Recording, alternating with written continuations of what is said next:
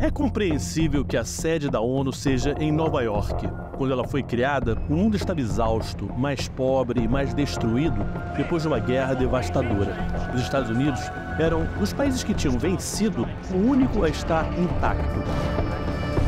Tinha dinheiro e condições de oferecer uma boa estrutura.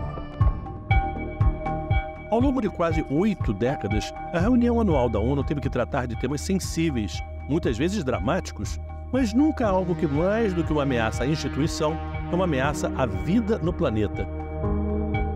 Do Rio Grande do Sul, Líbia, passando por incêndios inéditos como na Grécia, no Canadá, por ondas de calor fora de época, pelo verão mais quente da história, não carecem avisos de que não é o futuro, já é o presente que é assustador. No entanto, na ONU, a Organização das Nações Unidas, se vê muito pouca união. Dos 5 líderes dos países que têm direito de veto no Conselho de Segurança da ONU, apenas um veio. O presidente americano, Joe Biden, até porque estava em casa. O presidente da Rússia, Vladimir Putin, não veio, não queria ser preso. O líder chinês, Xi Jinping, esnobou a ONU como já tinha esnobado a reunião do G20. Surpresa maior foram as ausências do presidente da França, Emmanuel Macron, e do primeiro-ministro da Grã-Bretanha, Rishi Sunak. A ausência deles, de certa maneira, simboliza um pouco a falta de prestígio da ONU. Aliás, o líder da Índia, Narendra Modi, que tinha acabado de sediar o G20, grupo dos países mais ricos e responsáveis por 80% das emissões de dióxido de carbono, também não veio. O secretário-geral da ONU, o português Antônio Guterres, foi o primeiro a discursar e esculhambou o estado atual da instituição que dirige. Global challenges are mounting, and we seem incapable of coming together to respond. Um discurso em inglês, francês e espanhol, ele disse em alto e bom som que os 193 países que fazem parte da ONU estão muito atrasados em relação à urgência, à emergência que o mundo vive. E foi além. Disse que a era dos combustíveis fósseis foi um fracasso para a humanidade. De fato, algo que destrói a possibilidade de continuação da vida é, essencialmente, uma espécie de suicídio. Em Nova York, mas também em várias partes do mundo, os protestos estão cada vez mais estridentes. Mas ainda é pouco para a inércia da maioria para enfrentar o poder financeiro das empresas de petróleo e de tudo que gira ao redor delas. O direito de ganhar dinheiro, e nunca essas empresas lucraram tanto, parece ser sagrado, acima mesmo da noção de sobrevivência mais básica. O presidente Lula voltava a discursar na ONU 20 anos depois da primeira vez. Seu papel na promoção da paz e da justiça permanece insubstituível. Havia muita expectativa pelo que ele iria falar, por todo o protagonismo recente do Brasil nos fóruns internacionais. Era também a credibilidade de alguém eleito 3 vezes, algo raríssimo em democracias verdadeiras. Se hoje eu retorno na honrosa condição de presidente do Brasil, é graças à vitória da democracia em meu país. A democracia garantiu que superássemos o ódio, a desinformação e a opressão. A esperança, mais uma vez, venceu o medo. Nossa missão é unir o Brasil e reconstruir um país soberano, justo, sustentável, solidário, generoso e alegre. O Brasil está se reencontrando consigo mesmo, com nossa região, com o mundo e com o multilateralismo. Como não me canso de repetir, o Brasil está de volta. Nosso país está de volta para dar sua devida contribuição ao enfrentamento dos principais desafios globais. Resgatamos o universalismo da nossa política externa, marcada por diálogo respeitoso com todos. A comunidade internacional está mergulhada em um turbilhão de crises múltiplas e simultâneas. A pandemia da Covid-19, crise climática e a insegurança alimentar e energética ampliada por crescentes tensões geopolíticas. O racismo, a intolerância e a xenofobia se alastram, ativadas por novas tecnologias criadas supostamente para nos aproximar. Se tivéssemos que resumir em uma única palavra de desafio, ela seria desigualdade. A desigualdade está na raiz desses fenômenos ou atua para agravá-los. A mais ampla e mais ambiciosa ação coletiva da ONU, voltada para o desenvolvimento, a Agenda 2030, pode se transformar no seu maior fracasso. Estamos na metade do período de implantação e ainda muito distante das metas definidas. A maior parte dos objetivos de desenvolvimento sustentável caminha em ritmo muito lento. O imperativo moral e político de erradicar a pobreza e acabar com a fome parece estar anestesiado. E Lula não decepcionou. Fez um discurso muito elogiado e aplaudido 7 vezes. A defesa da democracia, da liberdade de imprensa, do meio ambiente, da proteção às mulheres, da necessidade de indignação contra a desigualdade e a pobreza teve uma dimensão moral que o mundo anda precisando. O Brasil seguirá denunciando medidas tomadas sem amparo na Carta da ONU, como o embargo econômico e financeiro imposto a Cuba e a tentativa de classificar esse país como Estado patrocinador do terrorismo. Continuaremos críticos a toda tentativa de dividir o mundo em zona de influência e de reeditar a Guerra Fria. O Conselho de Segurança da ONU vem perdendo progressivamente a sua credibilidade. Essa fragilidade decorre, em particular, da ação de seus membros permanentes, que travam guerras não autorizadas em busca de expansão territorial ou de mudança de regime. Essa paralisia é a prova mais eloquente da necessidade e urgência de reformá-lo, conferindo-lhe maior representatividade e eficácia. Senhoras e senhores, a desigualdade precisa inspirar indignação.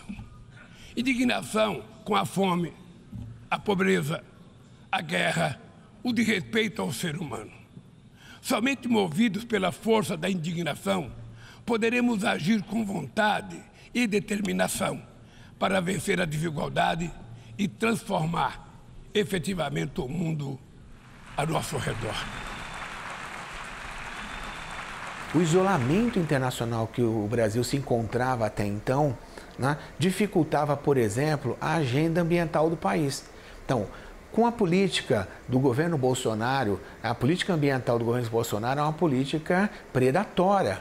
Então, nós vemos que isso bloqueou o Fundo Amazônia, isso bloqueou o acordo do Mercosul-União Europeia, isso afastou o Brasil, por exemplo, dos debates internacionais da questão ambiental. Lembrar, inclusive, que a COP seria realizada no Brasil, né? Tem reuniões da COP e que depois o presidente Bolsonaro, então, disse não. A COP foi levada para o Chile e, chegando no Chile, teve os protestos sociais no Chile, então ela foi realizada na Espanha. Então, o governo Lula, então, nesses 3 pontos: primeiro, reconstruir a política externa brasileira; segundo, ter escolhido 3 eixos para essa reconstrução: refazer as relações com as grandes potências, eleger o eixo ambiental como um eixo da política externa brasileira, e o terceiro, refazer as relações com os vizinhos aqui na América do Sul. E um outro ponto importante é que, nesses 9 meses da política externa brasileira, já nós tivemos grandes avanços. Por isso que essa reconstrução, quando o Brasil está de volta, o assessor do presidente para assuntos internacionais, o embaixador Celso Amorim, em outro momento ele usou uma expressão muito feliz, que era: o Brasil está no cantinho do mundo. Então, com o governo do presidente Lula, sem dúvida nenhuma, ele já não está mais nessa posição, nesse cantinho. E por último, eu destacaria um outro ponto, que é a questão que o presidente Lula, ele não consegue, me parece, ainda fazer mais viagens internacionais, ampliar, intensificar a agenda internacional, porque a situação doméstica exige muito do país, do presidente, né? Enfim, na negociação, por exemplo, com a Câmara, com o Senado. Nós saímos recentemente de uma tentativa de um golpe de Estado, nem saímos dela ainda, né? Isso ocorreu há poucos meses. Então, ou seja, a defesa da democracia também exige, né, claro, por parte do presidente, e é fundamental isso, uma carga muito grande da energia política. Então, o presidente, creio que se ele tivesse encontrado um ambiente institucional de fato, né, estável, certamente o Brasil estaria ainda se reposicionando ainda mais internacionalmente. Mas eu considero muito positivo o balanço nesses 9 meses e creio que o discurso nas Nações Unidas é uma espécie assim, de um balanço também de como o Brasil percebe a ordem internacional, os seus desafios e também, sobretudo, para os países do Sul Global, no qual o Brasil está incluído, e também a possibilidade de contribuir, de fato, com aquela agenda que ele apresentou. Lula pode dar um impulso grande para pautas que a própria ONU defendeu. Os chamados Objetivos de Desenvolvimento Sustentável são ideias para soluções de problemas antigos.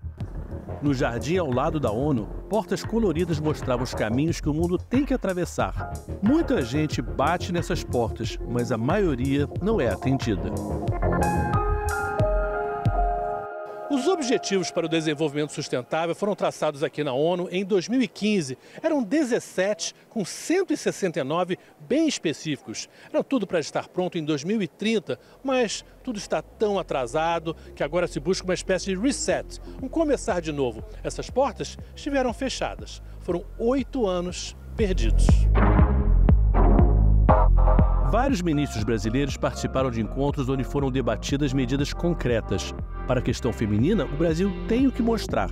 A nossa lei, ela tem um diferencial que as outras não têm, que é a questão do relatório de transparência, é a questão da multa, é o plano de trabalho que as empresas têm que apresentar. Isso torna uma lei completamente diferente das outras do mundo. Na verdade, o Brasil veio para fazer a diferença, né? O presidente diz que o Brasil voltou e nós voltamos para isso, para apresentar propostas concretas. Quando foi para discutir a questão das mulheres líderes das cidades, o Brasil chegou dizendo que nós vamos ter que eleger mais mulheres no ano que vem para a Câmara de Vereadores, para a prefeita, que nós temos que incentivar as lideranças mulheres nas cidades, fortalecer o Minha Casa Minha Vida, que as mulheres recebem o título da casa e, portanto, cabe à ONU fortalecer essas ações de governo.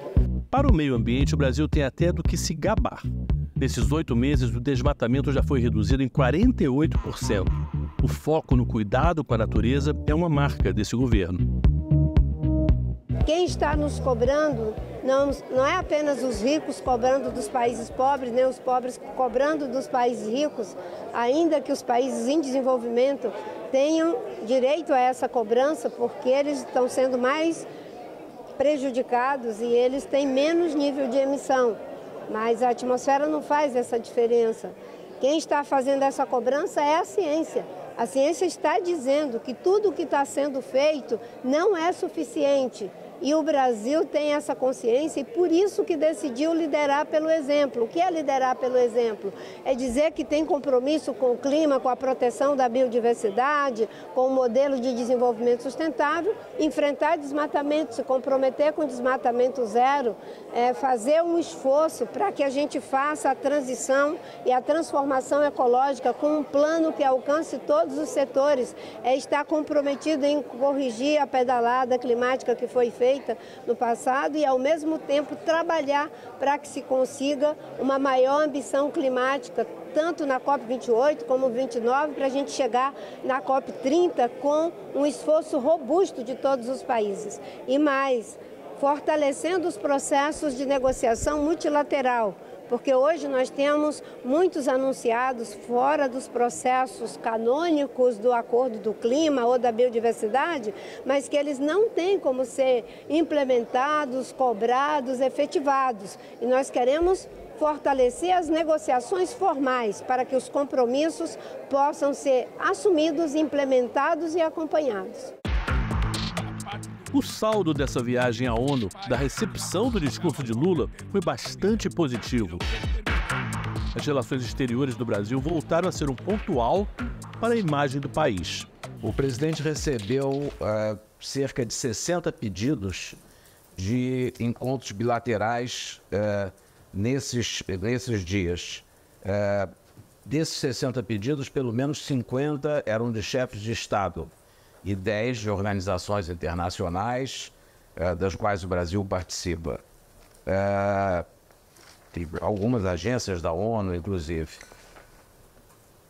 Desde a sua posse, o presidente Lula já esteve com chefes de governo de Estado de 55 países diferentes.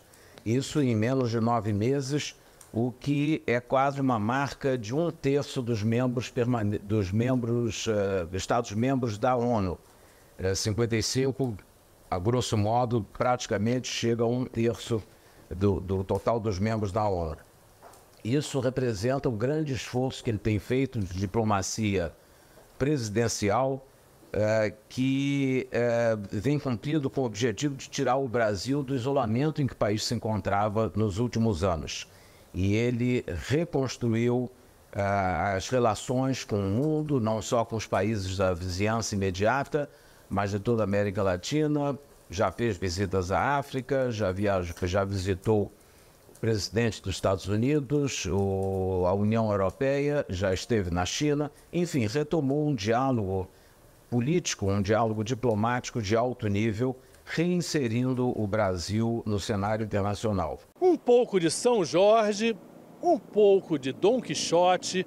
Um líder político mundial tem que ter um pouquinho dos dois. Lula faz 78 anos no fim de outubro, tem a mesma idade da ONU, uma instituição que foi criada no fim da Segunda Guerra Mundial e que, ao contrário do presidente brasileiro, tem tido seu prestígio diminuído nos últimos anos. G7, G20, BRICS são fóruns onde países buscam o que não encontram aqui. As Nações Unidas, né, no momento em que você tem uma guerra, né, uma guerra como a da Ucrânia, né? Ou seja, ofusca muito as Nações Unidas, porque a ONU ela foi criada para manter a paz e a segurança, né, no mundo. E o fato é que ela não pode fazer isso sem a presença dos países e, sobretudo, os países dos Conselhos de Segurança da ONU com poder de veto, que são eles os responsáveis pelas missões de paz, ou seja, de manter a paz no mundo. Então, o fato é que os 5 países do Conselho de Segurança da ONU são os 5 maiores exportadores de armas no mundo.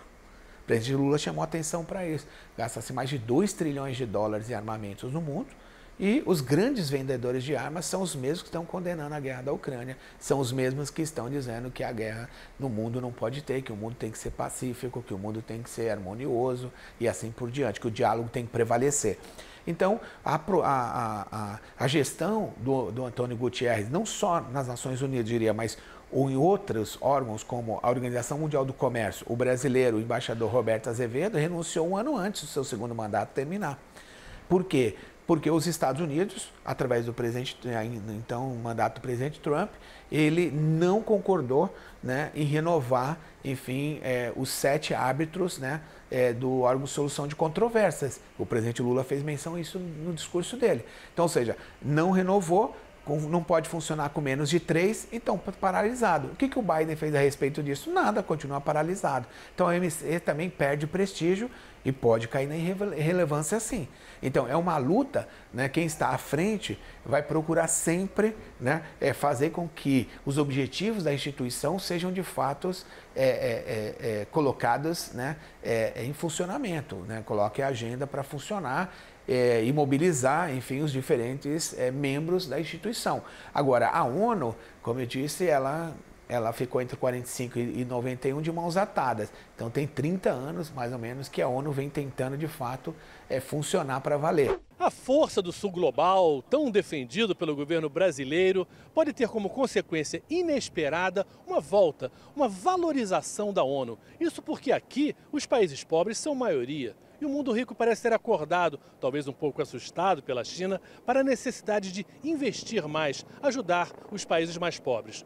Uma ONU forte é fundamental para o principal problema da humanidade hoje, a questão do meio ambiente. O Brasil no mundo? Estamos todos no mesmo barco.